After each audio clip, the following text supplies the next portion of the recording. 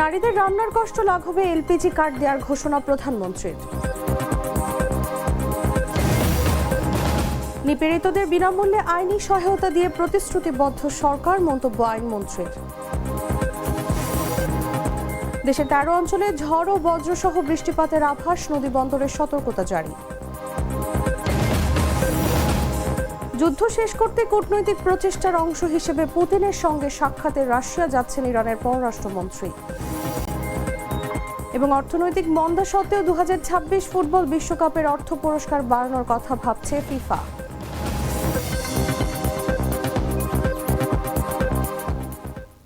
এতক্ষণ শুনছিলেন সংবাদ শিরোনাম। দর্শক, আমন্ত্রণ দুপুর ৩টা নিউজে, সাথে আছি আমি তাসলিমা তিথি। চকলেটে একাকার হয়ে ওঠা প্রাণ লেয়ার সম্পর্কের মিষ্টি ম্যাজিক। চলে যাচ্ছি পুরো খবরে। ফ্যামিলি কার্ড ও কৃষি কার্ডের পাশাপাশি এবার নারীদের রান্নার কষ্ট লাঘবে এলপিজি কার্ড দেওয়ার ঘোষণা দিয়েছেন প্রধানমন্ত্রী তারেক রহমান। সোমবার যশোরের শার্শায় ঐতিহাসিক উলশি খাল পুনর্খনন কার্যক্রমের উদ্বোধনী অনুষ্ঠানে তিনি ঘোষণা দেন। তারেক রহমান এই সময় বলেন, দেশের প্রতিটি সাধারণ ও নারী প্রধান পরিবারের হাতে ফ্যামিলি কার্ড পৌঁছে দেওয়ার পাশাপাশি সরকার এবার এলপিজি কার্ড দেওয়ার উদ্যোগ নিয়েছে। এই মা-বোনের একটি ব্যাপারে খুব কষ্ট হয়, রান্না বাড়ির ব্যাপারে কষ্ট হয়, সেটি গ্রামের মা-বোনই হোক, সেটি শহরের মা-বোনই হোক। আমরা যেরকম সারা দেশের মায়েদের কাছে আমরা যেরকম ফ্যামিলি কার্ড পৌঁছে দিচ্ছি, সেরকম আরেকটি কার্ড দিতে চাই, সেটি হবে এলপিজি কার্ড, এলপিজি গ্যাস। এটি আমরা মা-বোনদেরকে পৌঁছে দেবো, যাতে করে মা-বোনদেরকে রান্না বান্নার জন্য কষ্ট করতে না হয়। এদিকে শহীদ রাষ্ট্রপতি জিয়াউর রহমানের স্মৃতি বিজড়িত যশোরের ঐতিহাসিক উলাসী যদুনাথপুর খাল পুনর্খনন কর্মসূচির উদ্বোধন করেছেন প্রধানমন্ত্রী তারেক রহমান। সোমবার বেলা 11:30টার দিকে মাটি কেটে খাল পুনর্খনন কর্মসূচির উদ্বোধন করেন তিনি। স্থানীয়রা জানায়, 1976 সালের 1 নভেম্বর শার্শা উপজেলার 26টি গ্রামের মানুষের সুবিধার জন্য উলাসীর যদুনাথপুর খাল খনন করেন তৎকালীন রাষ্ট্রপতি জিয়াউর রহমান। পরবর্তীতে খালটির নাম হয়ে যায় জিয়া খাল। এলাকার কৃষি জমিতে সেচ সুবিধার জন্য এই খালটি খনন করা হয়। উলাসীতে পরবর্তীতে অনেক প্রকল্পও নেওয়া হয়, যদিও মাঝপথে এসব প্রকল্প থমকে যায়। পরে এদিন দুপুরে জেলা প্রশাসক আশিক হাসান খালটি পরিদর্শন করে এলাকাবাসীর সঙ্গে মতবিনিময় করেন। আশিক বলেন, দীর্ঘ 50 বছরে উলাসী যদুনাথপুর খাল সংস্কার না করায় অস্তিত্ব সংকটে পড়েছে। সেই খাল পুনর্খনন উদ্যোগ নিয়েছে সরকার। 50 বছর আগে জিয়াউর রহমানের নিজ হাতে কোদাল নিয়ে খনন করা সেই খালটি পুনর্খননের কাজের উদ্বোধন করলেন প্রধানমন্ত্রী তারেক রহমান। এই যে খাল ভরাট হয়ে গিয়েছে, খাল বন্ধ হয়ে গিয়েছে, খাল দখল হয়ে গিয়েছে, তাতে কি সাধারণ মানুষ বা কৃষকদের কোনো উপকার হয়েছে? কোনো উপকার হয়নি। এখন আজকে এই খালটি আবার পুনর্খনন করতে গত প্রায় 50 বছর আগে শহীদ রাষ্ট্রপতি জিয়াউর রহমান খালটিকে খনন করেছিলেন, এবং এই খাল খনন করার ফলে আজকে যদি আমরা ইনশাল্লাহ আবার এই 4 কিলোমিটার এই খাল, আমরা এই 4 কিলোমিটার খাল ইনশাল্লাহ পুনর্খনন করব। পুনর্খনন করলে এই খালে এই এলাকার মানুষ পানি পাবে। মানহানির মামলায় আগাম জামিন পেয়েছেন কুষ্টিয়া 3 আসনের জামায়াতের সংসদ সদস্য মুফতি আমির হামজা। এই মামলায় গ্রেফতারি পরোয়ানা জারির প্রেক্ষাপটে উচ্চ আদালত থেকে আগাম জামিন পান তিনি।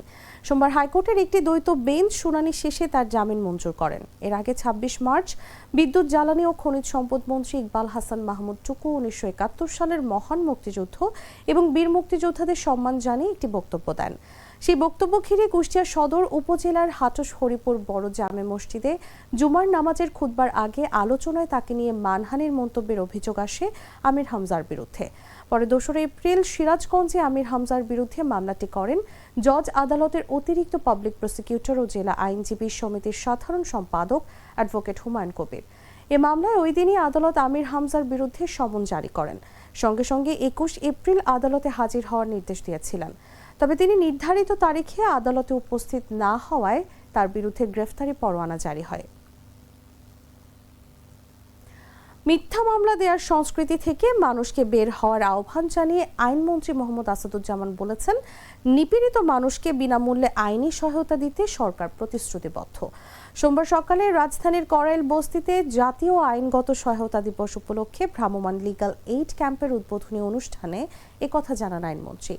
লিগ্যাল এইড সেবা থেকে কেউ বঞ্চিত হলে আইন মন্ত্রণালয়কে অবহিত করার কথা জানিয়ে আসাদুজ্জামান বলেন, আদালতে যাওয়ার আগে কোনো সমস্যার সমাধানে লিগ্যাল এইডের মাধ্যমে নিজেদের মধ্যে মীমাংসা করার চেষ্টা করতে হবে।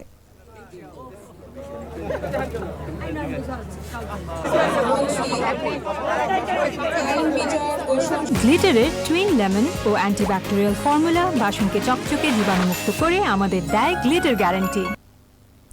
দেশের 5 অঞ্চলে 80 কিলোমিটার বেগে ঝড়ের সতর্কতা জারি করেছে আবহাওয়া অধিদপ্তর।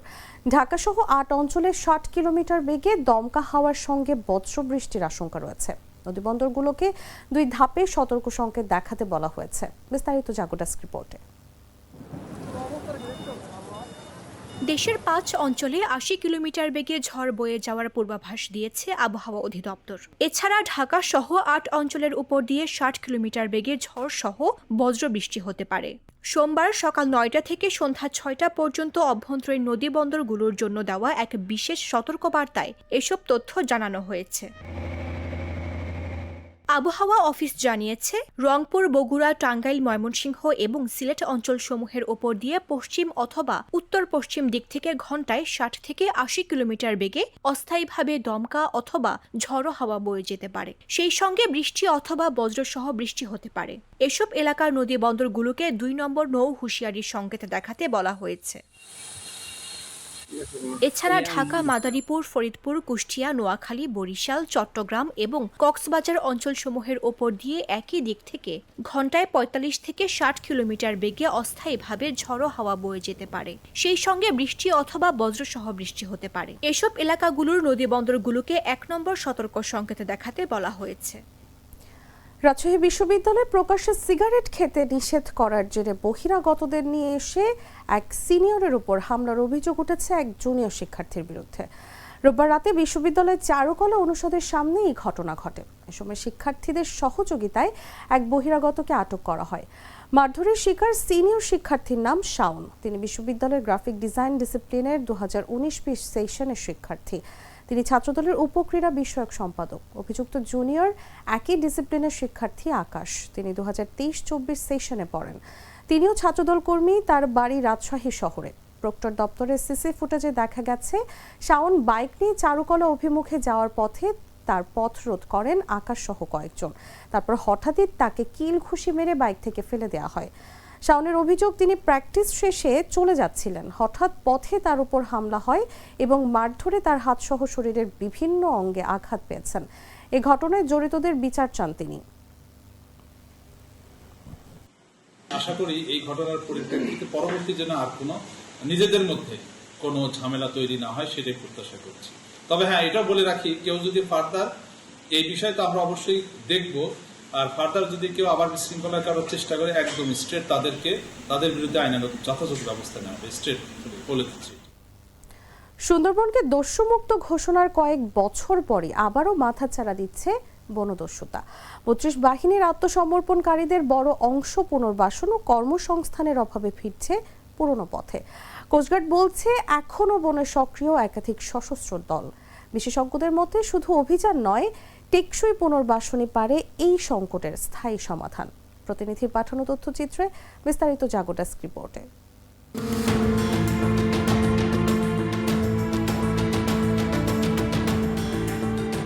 সুন্দরবনকে দস্যুমুক্ত ঘোষণার কয়েক বছর না পেরোতেই আবারও মাথাচাড়া দিয়ে উঠছে বনদস্যুতা।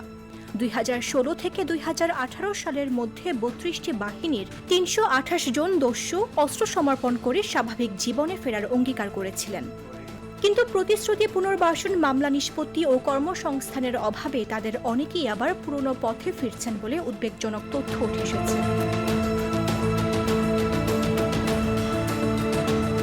আত্মসমর্পণকারীদের অভিযোগ, 3 মাসে মামলা নিষ্পত্তির আশ্বাস দেওয়া হলেও বছরের পর বছর আদালতে হাজিরা দিতে গিয়ে তারা নিঃস্ব হয়ে পড়েছেন। উপার্জনের বড় অংশ চলে যাচ্ছে মামলার খরচে। ফলে সংসার চালানোই কঠিন হয়ে দাঁড়িয়েছে। আমাদেরকে বলা হয়েছিল 3 মাসের ভিতরে আমাদের সিলিন্ডার করা সম্পূর্ণ 3 মাসের ভিতরে আমাদের সম্পূর্ণ মামলা ক্লোজ করে দেওয়া হবে, কিন্তু আসলে সেরকম কোনো কিছু হয়নি। আর বলা হয়েছিল যে সম্পূর্ণ সরকারি অর্থায়নে বিষয়টা দেখবে, কিন্তু না, এটা সম্পূর্ণ আমাদের ব্যক্তিগত অর্থায়নে দেখতে হয়েছে। আর সরকার যে আমাদেরকে একটা প্রস্তুতি দিছিল যে আমরা স্বাভাবিক জীবনে আসার পরে আমাদের যদি একটা সমস্যা হয়, যদি আমরা কোনো প্রশাসনের কাছে যাই, আমরা অগ্রাধিকার পাবো, কিন্তু আসলে এরকম কিছু না। সাবেক দস্যুরা বলেন, মামলার খরচ, চিকিৎসা আর সংসারের চাপ সামলাতে জমি বিক্রি করতে হচ্ছে তাদের। তাই অনেকে বাধ্য হয়েই আবার সুন্দরবনে ফিরে যাচ্ছেন। তাদের দাবি, পুনর্বাসনের নামে এককালীন সহায়তা দেওয়া হলেও টেকসই জীবিকার ব্যবস্থা হয়নি। আমরা দীর্ঘদিন জলদস্যুর সাথে কাজকাম করেছি, দলের সাথে করেছি, নিজের একটা দল ছিল, আমরা তাও করেছি। জলিকার বাহিনী ছিল, মোর্তজা বাহিনী ছিল, যেসব বাহিনী এদের সবার আমি একসময় বস ছিলাম। এখন যারা সুন্দরবনে যারা অবস্থান করতেছে, আসলে এদেরকে হয়তো আমার থেকে হয়তো তাদের বেশি মামলা চাপ থাকতে পারে। আসলে কিভাবে মনে করেন, আমি দৈনিক 500 টাকা ইনকাম করে আমি তো লেখাপড়া জানি, লেখাপড়া জানলে তো সুন্দরবনে যাইতাম না। অন্যদিকে কোস্টগার্ড জানায়, গত 1.5 বছরে বিভিন্ন অভিযানে নতুন ও পুরনো বাহিনীর 61 সদস্যকে আটক করা হয়েছে। বর্তমানে বনের গভীরে 8 থেকে 10টি দলে প্রায় শতাধিক দস্যু সক্রিয় থাকতে পারে বলে বিভিন্ন সূত্রে জানা গেছে। অভিযান চালিয়ে বিপুল পরিমাণ অস্ত্র ও গোলাবারুদও উদ্ধার করা হয়েছে।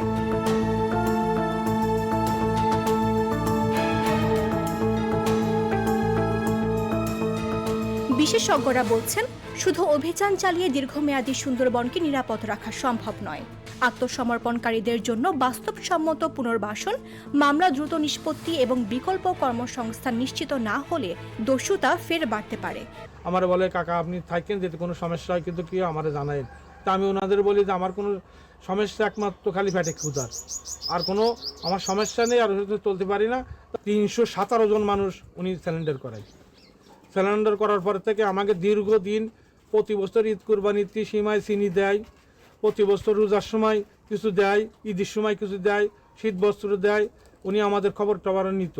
তারপরে দীর্ঘদিন খবর টবর না নিয়ে যাওয়ার পরে আমাদের লোকজন, যে দলে এক একজন লোক আছে, এক দলে 20 জন আছে, 16 জন আছে, 17 জন আছে, এই মানুষ আস্তে আস্তে ছড়াতে শুরু করলো।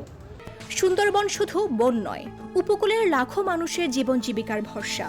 তাই দস্যু দমনের পাশাপাশি পুনর্বাসনের ব্যর্থতা কাটানো এখন সময়ের দাবি। নিউজ ডেস্ক, জাগো নিউজ।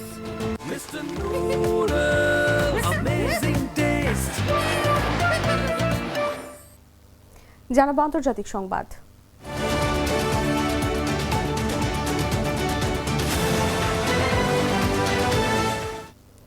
যুক্তরাষ্ট্রের সঙ্গে যুদ্ধ শেষ করতে তেহরান কূটনৈতিক প্রচেষ্টা জোরদার করেছে।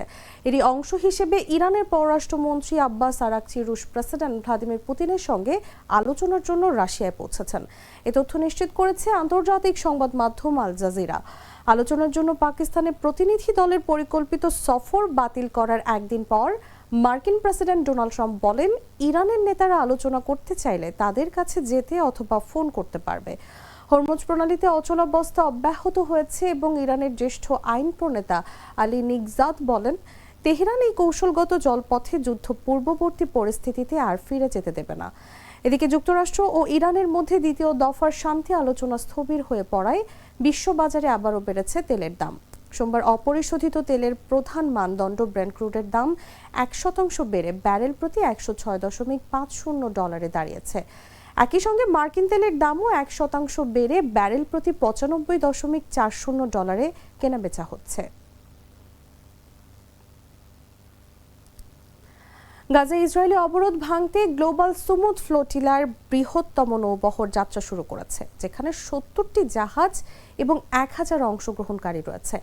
মানবিক সহায়তা পৌঁছে দেওয়ার এই মিশনে আন্তর্জাতিক সংস্থা ও সংসদ সদস্যদের সমর্থনও যুক্ত হয়েছে। একে বৈশ্বিক কূটনৈতিক চাপের নতুন ধাপ হিসেবে দেখছেন আয়োজকরা। বিস্তারিত জাগো ডেস্ক রিপোর্টে।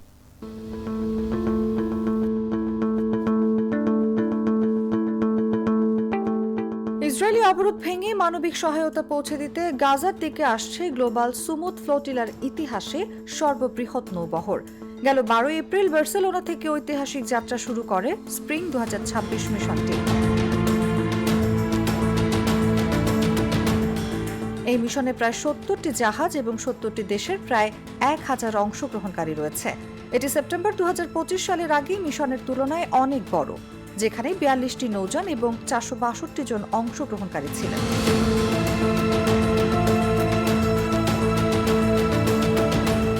আয়োজকরা জানিয়েছে এই মিশন আন্তর্জাতিক আইনের আওতায় পরিচালিত হচ্ছে এবং ফিলিস্তিনি সিভিল সোসাইটি, আইন বিশেষজ্ঞ ও সামুদ্রিক বিশেষজ্ঞদের সঙ্গে সমন্বয় করে করা হচ্ছে। এতে গ্রিন পিস ও ওপেন আর্মসের মতো আন্তর্জাতিক সংস্থার অংশগ্রহণ রয়েছে এবং বার্সেলোনা সিটি প্রশাসনও সমর্থন দিচ্ছে।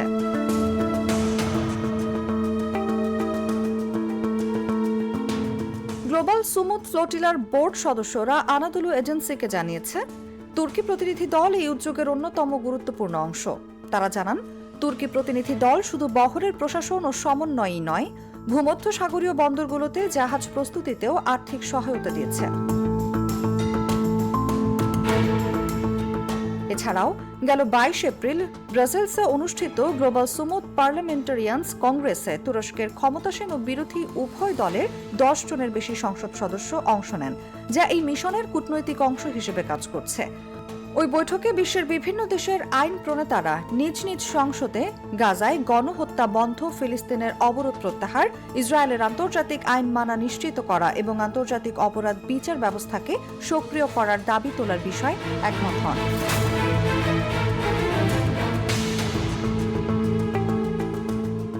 এই উদ্যোগ ইসরায়েলের ওপর আন্তর্জাতিক রাজনৈতিক চাপ বাড়াতে সহায়তা করবে এবং একটি আরও স্বাধীন বিশ্ব গঠনের পথে সমন্বিত প্রচেষ্টার মাধ্যমে এগিয়ে যাবে বলে মনে করেন গ্লোবাল সুমুদ ফ্লোটিলার বোর্ড সদস্যরা।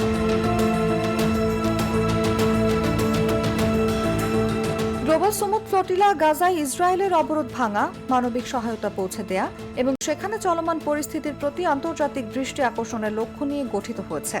2025 সালে বিভিন্ন দেশের এনজিও প্রতিনিধি, কর্মী ও স্বেচ্ছাসেবীদের উদ্যোগে এটি গঠিত হয়। বর্তমানে এটি গাজার উদ্দেশ্যে দ্বিতীয় মিশন শুরু করেছে। নিউজ ডেস্ক, জাগো নিউজ। শেষ দফার ভোটের আগে উত্তপ্ত হয়ে উঠল পশ্চিমবঙ্গের উত্তর 24 পরগনা জেলার ভাটপাড়ার জগদ্দল এলাকা। সেখানকার আটচালা বাগানে তৃণমূল কংগ্রেস বিজেপির তীব্র সংঘর্ষে রণক্ষেত্রে পরিণত হয়েছে। জগদ্দল থানার সামনে তৃণমূল ও বিজেপি কর্মীরা মুখোমুখি সংঘর্ষে জড়িয়ে পড়েছে। জানা গেছে, গেল রোববার জগদ্দলের বিজেপির প্রার্থী সাবেক পুলিশ কমিশনার রাজেশ কুমার জগদ্দল থানায় বেশ কিছু দুষ্কৃতীর বিরুদ্ধে অভিযোগ জানাতে যান।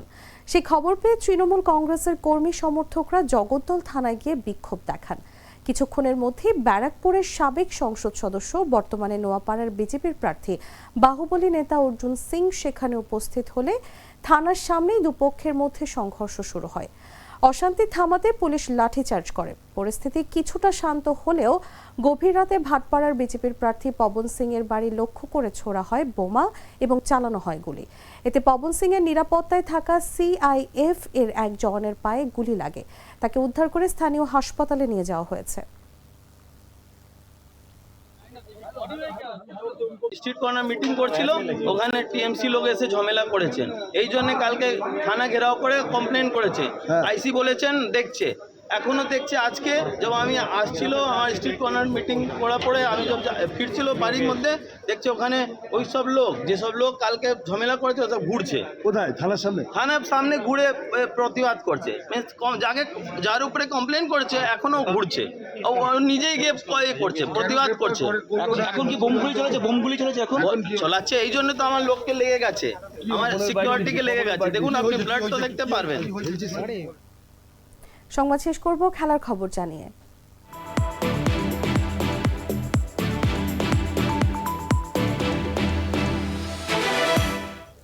বেশি দিন আর বাকি নেই ফিফা ফুটবল বিশ্বকাপের। প্রতিনিয়তই সেই বিশ্বকাপকে সামনে রেখে কোনো না কোনো খবর বের হচ্ছে, যা তৈরি করছে বিশ্বব্যাপী ছড়িয়ে ছিটিয়ে থাকা ফুটবল ভক্তরা।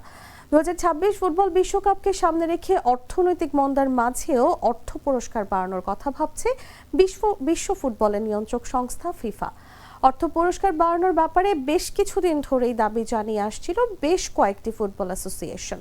আগামীকাল ভ্যানকুভারে অনুষ্ঠিত হবে ফিফা কাউন্সিল। জানা গেছে, সেখানে এক সভায় এই পরিকল্পনা অনুমোদিত হবে। ফিফার এক মুখপাত্র বার্তা সংস্থা প্রেস অ্যাসোসিয়েশনকে বলেন, 2026 বিশ্বকাপে অংশগ্রহণ করা সব দলের আর্থিক অনুদান এবং 211 সদস্য দেশের ফুটবল অ্যাসোসিয়েশনের জন্য উন্নয়ন তহবিল বাড়ানোর প্রস্তাব অন্তর্ভুক্ত রয়েছে। ফিফা $13 বিলিয়ন আয়ের লক্ষ্যমাত্রা নির্ধারণ করেছে আসন্ন ফুটবল বিশ্বকাপ সহ 4 বছরের চক্রে। বাংলাদেশি টাকায় যা কিনা 1,59,249 কোটি টাকা। এর অধিকাংশ অর্থই আয় হবে ফুটবল বিশ্বকাপ থেকে, যার পরিমাণ $9 বিলিয়ন বা 1,10,249 কোটি টাকা।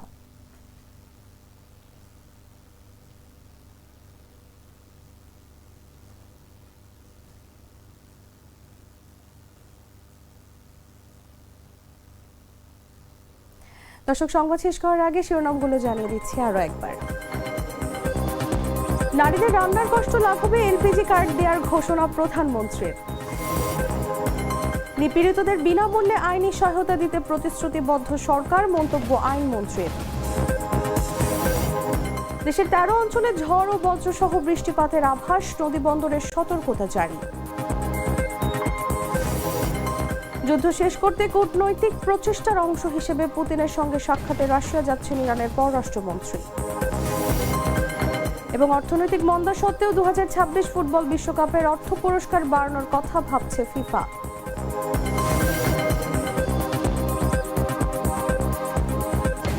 দর্শক, এই ছিল এখনকার মতো। এরপর দেখবেন বিকেল 5টার দেশ জুড়ে সংবাদ। প্রতি মুহূর্তে সর্বশেষ খবর জানতে ভিজিট করুন jagonews24.com। ফলো করুন আমাদের ভেরিফাইড ফেসবুক পেজ এবং সাবস্ক্রাইব করুন জাগো নিউজের ইউটিউব চ্যানেল। ধন্যবাদ সবাইকে।